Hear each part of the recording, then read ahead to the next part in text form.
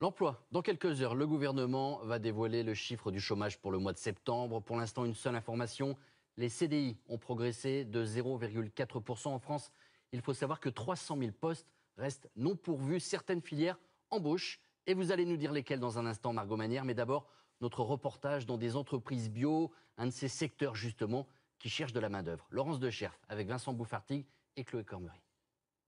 On reste sur le graisse et on gérera les parties de grenache après. Hein.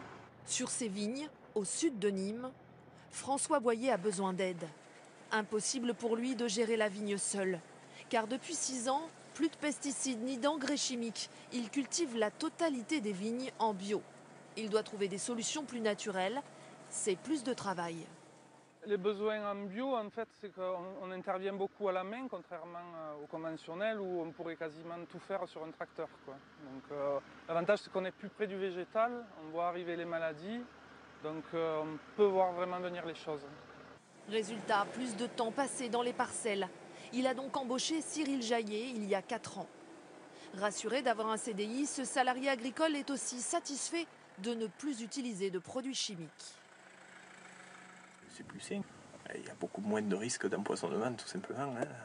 Déjà, c'est les utilisateurs en viticulture. Il y en a beaucoup qui se sont empoisonnés et qui s'empoisonnent sûrement encore. Une exploitation familiale que François Boyer partage avec sa sœur. À la commercialisation des vins, elle aussi avait besoin de renforts avec plus 15% de ventes chaque année.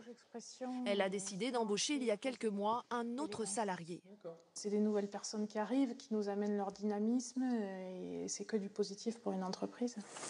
La viticulture biologique fait travailler 50% de salariés en plus que la viticulture conventionnelle.